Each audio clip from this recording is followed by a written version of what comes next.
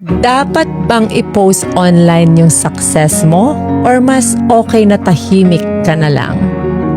Alam mo, maraming tao ang nahahati dito. May nagsasabi, don't post. Baka mainggit sila. Baka ma-evil eye ka. Baka isipin nila nagyayabang ka. Pero ito yung tanong, para kanino ba yung ginagawa mo? Para sa kanila o para sa sarili mong growth? Kasi minsan, yung success story mo, hindi yabang. Yung success story mo, inspiration.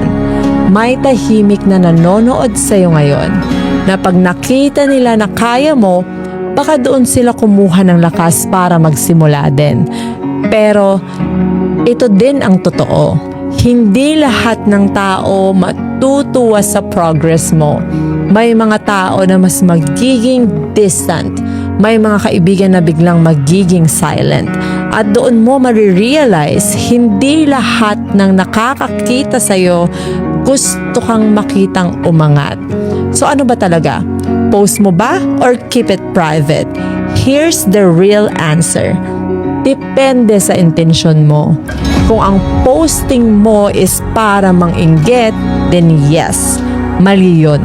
Pero kung yung posting mo is to document your journey, to inspire, to remind yourself how far you've come, then why should you hide it?